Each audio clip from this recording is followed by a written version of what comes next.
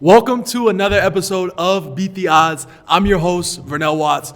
First and foremost, this podcast is sponsored by Fortune 800. For all of your credit needs, contact us at www.fortune800.com and my brand new ebook, The Credit Cash Machine, 7 Steps to Turning Your Credit into a Cash Machine. All the links for those will be down in the description below.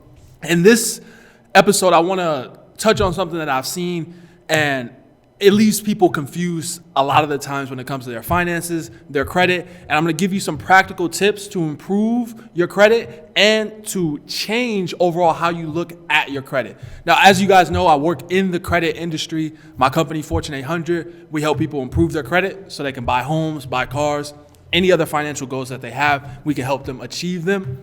Now, what I've seen and I've heard a lot while doing this business, talking to people about credit, making a lot of videos about credit, writing 2 books about credit, what I've seen a lot is credit has a negative or a bad stigma. Like, oh, credit is evil, you shouldn't use credit, debt is this, it's slavery, it's all kind of wild stuff has been said on the internet by different gurus. You got one guru telling you to never use a credit card, to use all cash, to never finance a car, never finance a house, don't use any debt. Then you have somebody else telling you to finance everything on credit. Credit is everything. Credit is king, all of that. And people get stuck because they're watching both of those quote unquote gurus. They're watching the person that says don't use credit cards at all. And they're also watching the person that uses credit cards maybe to make money, maybe a trade line business, many different ways using their credit as an asset rather than a liability, versus the person who doesn't want you to use your credit at all. Now, I want you to really wrap your mind around this one concept. Credit is neither good nor evil, no matter what guru tells you one or the other. Whether the guru says it's evil, never use credit, never do this, never do that, or the guru is telling you always use your credit, always do this, put everything on a credit card. Why it's neither good nor bad is it's just a tool.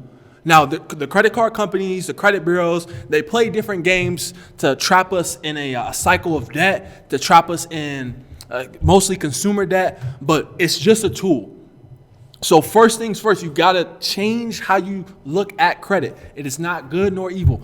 I know a lot of us grew up hearing that credit is evil, never use credit cards, never do this. I know people who are like 35, 40 years old and never have had a credit card and are missing out on an entire opportunity to own real estate, use credit to buy real estate, to start a business, so many different options. But just because how they're looking at credit in general, that side of it, the option of using your credit to start a business, using your credit to buy real estate, using your credit as an asset rather than a liability, that side of the spectrum does not exist because how they're looking at their credit. They're looking at their credit. Oh, I don't need that. Cash is king. I don't ever need to use credit because I have cash and I have this and I have that. That's fine. But I want you to understand, and I'm going to give you some practical tips to improve your credit score after I get you to wrap your mind around this. First, I got to change how I'm looking at it. It's neither good nor evil. Credit is neither good nor evil. It is only a tool, and how I use it is 100% up to me.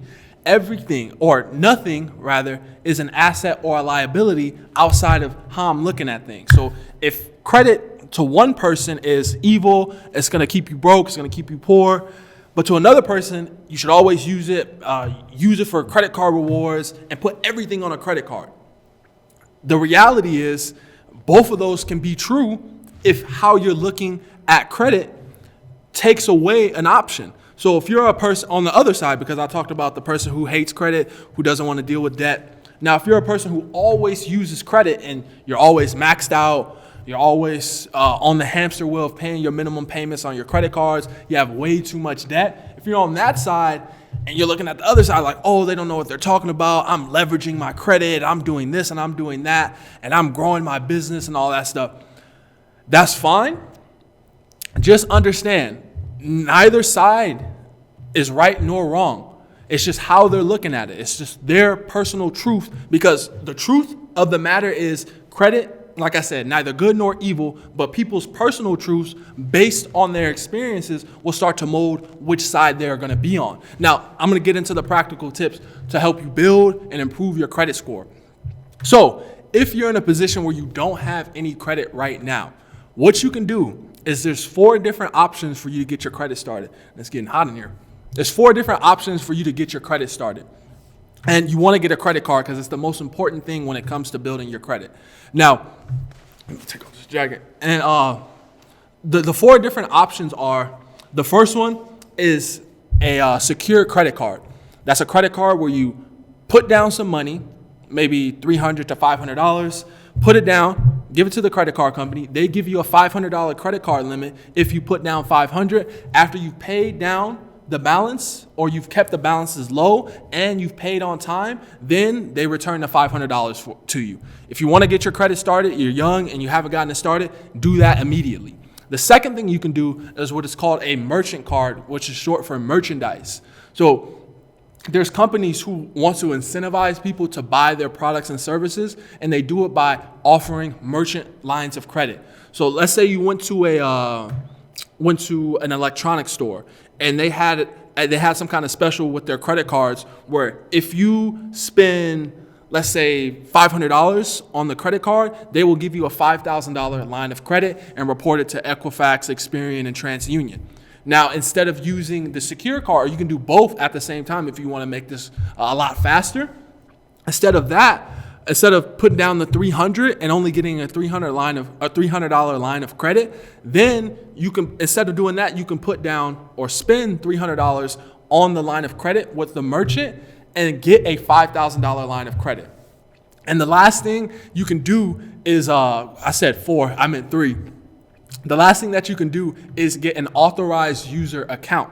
So let's say somebody you know has a $10,000 credit card that they've been paying on for 10 years and they only spend $100 a month on the card. They can take your information and add you to the card as an authorized user, and the history will be copy and pasted onto your credit report.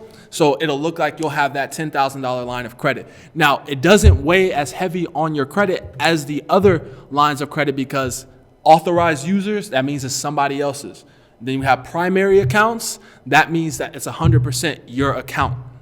So you want to get primary accounts, but if you get an authorized user, it'll be a lot easier and it will open up a 4th option for you to get a starter big name credit card. So if you got added as an authorized user on an American Express line of credit, then it'll hit your credit report and you can apply for your own American Express line of credit and it'll up your chances of approval. And if you want to make this go a lot faster, I would just do all 4 at the same time. Now, that's going to be it for this episode, guys. Like I said, it's all about how you're looking at credit. We spoke a little bit about how to look at it and what to understand and how to build it going forward so you know exactly what to do so you can first approach credit the right way, then build it the right way. That's going to be it for this episode, guys. I really do appreciate it. Last shout out to the sponsors, Fortune 800, for all of your credit needs. Make sure you contact us at www.fortune800.com. I'll see you on the next one. Peace.